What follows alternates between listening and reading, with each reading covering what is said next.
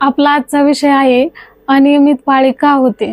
नमस्कार, मी रुपाली लबडे। आमच्या मेडिकल स्टोअरवर दररोज अनेक महिला येतात, पण अनेकांना एक प्रश्न असा आहे जो विचारायला अनेक जणी संकोचतात। तो म्हणजे, ताई, माझी पाळी या महिन्यात आलीच नाही, काय करू? तुमची पाळी दर महिन्याला वेळेवर येत नाही का? कधी 2 महिने गॅप पडतोय, तर कधी महिन्यातून 2दा येते। जर तुम्हाला वाटत असेल की हे नॉर्मल आहे, तर थांबा। शरीरात होणारा हा बदल नेमका कशामुळे आहे आणि तो भविष्यात गंभीर रूप घेऊ शकतो का? आजच्या या व्हिडिओमध्ये आपण अनियमित पाळीची सर्व कारणे अगदी सोप्या भाषेत समजून घेणार आहोत। हा व्हिडिओ शेवटपर्यंत नक्की पहा, कारण अर्धवट ज्ञान नेहमीच धोकादायक असतं। सगळ्यात आधी आपण हे समजून घेऊया की नॉर्मल म्हणजे काय, कारण अनेकांना वाटतं की दर महिन्याच्या एकाच तारखेला पाळी येणं गरजेचं आहे, पण तसं नसतं। पहिलं म्हणजे सायकलचा काळ। तुमची पाळी 21 ते 35 दिवसांच्या दरम्यान येत असेल तर ती नियमित मानली जाते। दुसरं म्हणजे रक्तस्राव। साधारणपणे 3 ते 7 दिवस ब्लिडिंग होणं सामान्य आहे। तिसरं म्हणजे हार्मोन्सचा खेळ। आपल्या शरीरातील इस्ट्रोजेन आणि प्रोजेस्टेरॉन हे 2 मुख्य हार्मोन्स पाळीचे चक्र नियंत्रित करतात। जेव्हा यांचा समतोल बिघडतो तेव्हा पाळी अनियमित होते। मेन कॉजेस कोणते आहेत? पहिलं आणि सर्वात महत्त्वाचं कारण म्हणजे स्ट्रेस। आजकालच्या धावपळीच्या जीवनात ऑफिस किंवा घराचं टेन्शन आपल्या शरीरावर खोलवर परिणाम करतं।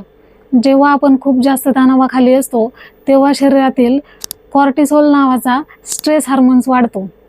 हा हार्मोन मेंदूला सिग्नल देतो की शरीर आता प्रेग्नन्सी किंवा पाळीसाठी तयार नाही, ज्यामुळे पाळी लांबणीवर पडते।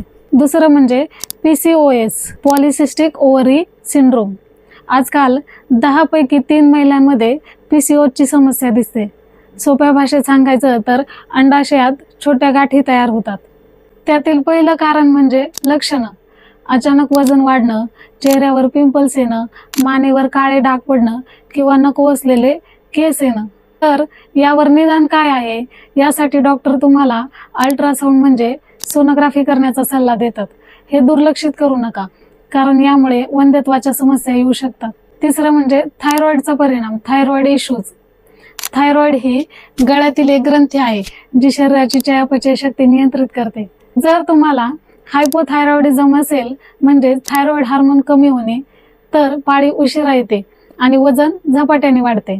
TSH टेस्टद्वारे हे सहज कळू शकतं। पुढचं म्हणजे वजन वाढणे किंवा अचानक कमी होणे। शरीरात चरबीचं प्रमाण खूप वाढलं की इन्सुलिन रेझिस्टन्स तयार होतो, ज्याचा थेट परिणाम हार्मोन्सवर होतो। पुढचं म्हणजे गर्भनिरोधक गोळ्या, बर्थ कंट्रोल पिल्स।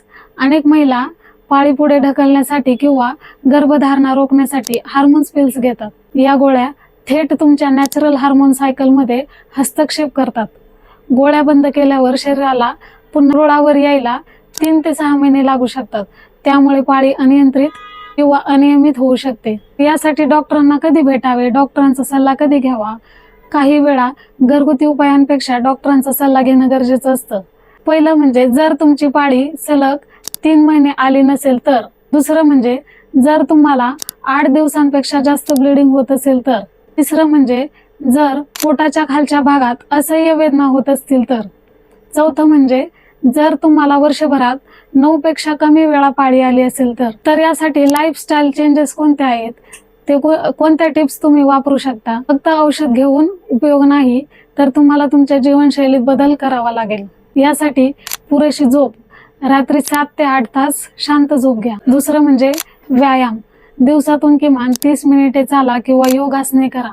तिसरं म्हणजे आहार, जंक फूड टाळून आहारात लोह आणि फायबर युक्त पदार्थांचा समावेश करा। चौथं म्हणजे पाणी भरपूर प्या। मैत्रिणींनो, मेडिकलमध्ये असताना मी पाहते की अनेक जणी कोणाचंही ऐकून मेडिकलमधून पाळी येण्याच्या गोळ्या घेतात। स्वतःहून औषधोपचार कधीही करू नका, कारण जोपर्यंत मूळ कारण कळत नाही तोपर्यंत इलाज नीट होत नाही। जर तुम्हाला हा व्हिडिओ माहितीपूर्ण वाटला असेल तर तुमच्या मैत्रिणींसोबत आणि नातेवाईकांसोबत नक्की शेअर करा, कारण आरोग्याची माहिती हीच आरोग्याची गुरुकिल्ली आहे। अशाच नवनवीन आरोग्यविषयक माहितीसाठी आपल्या चॅनलला सबस्क्राईब करायला विसरू नका। तुमच्या मनात काही प्रश्न असतील तर खाली कमेंट बॉक्समध्ये नक्की विचारा। मी स्वतः डॉक्टरांच्या मदतीने त्यांना उत्तरे देण्याचा प्रयत्न करेन.